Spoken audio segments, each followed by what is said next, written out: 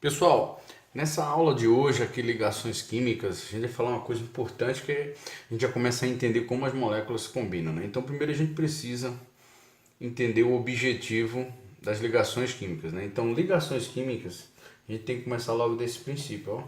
São as chamadas forças intramoleculares.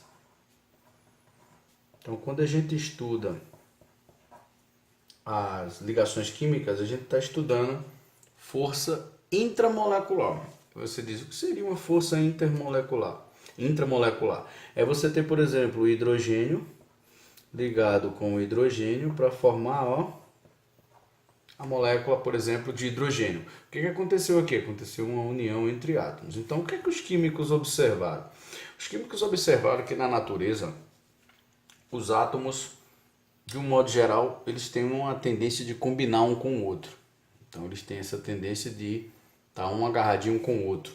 E o objetivo maior dessas forças intramoleculares, na verdade, é a estabilidade. Então, o que é que um átomo busca quando ele está fazendo ligações químicas, combinando? Ele busca estabilidade. E eles observaram o seguinte: os elementos da tabela periódica, hélio, neônio, argônio, criptônio, xenônio e radônio, conhecidos como gases nobres ou gases raros, eles não combinam com ninguém. E eles observaram o seguinte, que o hélio ele tinha uma única camada. E nesta única camada, ele tinha 2 elétrons na camada. Essa camada era ela completa. Então, tinha uma camada, tinha 2 elétrons. E esses outros aqui, todos eles tinham mais de uma camada.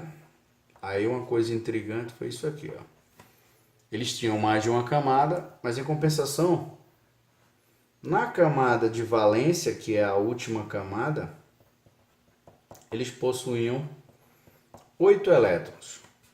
Aí eles observaram o seguinte, será que essa quantidade de elétron influencia quando tem uma camada 2 elétrons? Configuram uma estabilidade. Ter 8 elétrons na camada de valência configura ter uma estabilidade. E eles observaram que muitos elementos obedecem esta regra. Por isso que eles criaram a chamada regra do octeto. Então a regra do octeto nada menos é do que o átomo, para adquirir estabilidade, ou seja, a configuração eletrônica de um gás nobre, ele deve possuir 8 elétrons. Mas o objetivo de ligar quimicamente um átomo com o outro é a estabilidade. O que é que eles buscam com isso? Estabilidade. Aí você diz, essa estabilidade que ele está falando é ter uma configuração eletrônica de gás nobre, que vai proporcionar a ele essa estabilidade. Então, a regra do octeto diz que o átomo que tem mais de uma camada deve possuir 8 elétrons para adquirir configuração eletrônica estável, ou se tiver uma camada, 2 elétrons. E aí você diz, quais são os tipos de ligações que nós temos aqui que estudar e que são importantes na química? Então, nós temos as chamadas ligações iônicas, nós temos as ligações covalentes, e temos as chamadas ligações metálicas. Então, forças intramolecular, ou seja, esse intra significa dentro da molécula. Então, eu tenho átomos isolados e eles combinam formando moléculas ou compostos ou complexos metálicos. Então, as ligações químicas elas podem ser iônicas, covalentes e metálicas. Aí você diz, vamos dividir o estudo basicamente por etapa. Vamos falar primeiro aqui das chamadas ligações iônicas. Aí você diz, o que seria uma ligação iônica? O nome já diz, envolve quem? Íons, ou seja, cargas.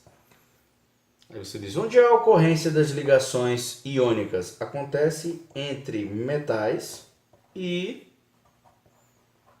não metais. Ou você tem aí o hidrogênio ligado com metais, que a gente chama isso daqui na química de hidretos. São chamados hidretos metálicos. Então as ligações iônicas ocorrem entre íons, cargas, né? No caso a gente envolve aí cátions e ânions, e ela ocorre entre metal e não metal. Então nesse caso aqui, um átomo tem que ter tendência de perder, no caso os metais, e o átomo não metal, na verdade, tem tendência de ganhar. Então, na ligação iônica, um átomo tem tendência de perder e o outro tem que ter tendência de ganhar. O que rege a ligação iônica é a chamada diferença de eletronegatividade. Essa diferença de eletronegatividade, se ela for maior do que 1,7, você tem uma ligação iônica. Aí você diz, na ligação iônica, um átomo tem tendência de perder e o outro tem tendência de ganhar. Essa é um macetezinho. Aí, então, ou metal ou não metal. Aí nos hidretos, a pessoa às vezes fica com dúvida. O metal tem tendência de perder elétrons, são eletropositivos, isso é natural dos metais. Então eles são cátions, os metais. Então eles têm tendência de perder elétrons. E os hidrogênios? O hidrogênio só tem, como hélio, uma única camada, mas o hidrogênio só tem um elétron. Enquanto o hélio tem dois, o hidrogênio só tem um. Então ele precisa ganhar um. Então o metal, como doa, faz uma ligação iônica com o hidrogênio. Então a ligação iônica ocorre entre íons. E outra coisa importante é que a maioria dos compostos, eles são sólidos a uma temperatura ambiente que é 25 graus Celsius. Por quê? Porque a força da ligação é muito elevada, porque ocorre uma interação eletrostática muito forte. Então as ligações iônicas são as ligações digamos assim, mais fortes que existem, né? Uma força intramolecular é a mais forte. E a gente pode fazer um exemplozinho disso aqui. Como é que você sabe que o átomo tem tendência de perder ou ganhar elétrons? Pela distribuição eletrônica, pela quantidade de elétrons da camada de valência. Se o átomo tiver 1, 2 ou 3 elétrons, ele tem tendência natural de perder elétrons. Se ele tem 5, 6 ou 7, ele tem tendência normal de quê? De ganhar elétrons. Aí vamos entender um pouco isso. Se o átomo tem um elétron na camada de valência, ele precisa ter 8 para obter a regra do octeto e ter configuração eletrônica igual a gás nobre. Aí o que é que o átomo faz? O átomo pega e pode, muito mais prático para ele, e perder um elétron, ficar estável, do que ir buscar quantos elétrons? E buscar 7 elétrons. Então é muito mais fácil perder um. Se ele tiver 2 elétrons, é muito mais fácil ele perder os 2 do que ir buscar 6 elétrons. Se ele tiver 3 elétrons na última camada, é muito mais fácil perder 3 elétrons do que ir buscar 5. Então isso gera um ganho de energia, né? Uma economia de energia muito mais satisfatória. Na natureza sempre tem essa busca.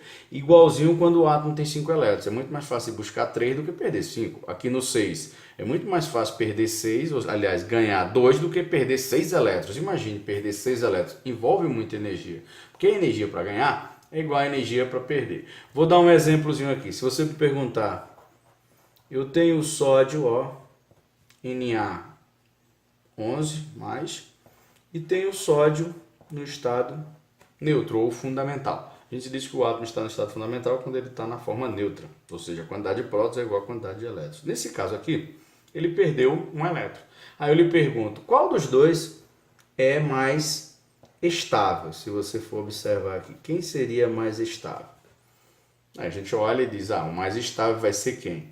O mais estável vai ser aquele que tiver a regra do octeto em sua plenitude, ou seja, 8 elétrons na última camada. Então vamos ver o primeiro exemplo. Na mais 11. Então eu tenho que distribuir 10 elétrons em vez de 11, porque perdeu 1. Então fica 1s2, 2s2, 2p6. Se você olhar na última camada, eu vou ter quantos elétrons aí?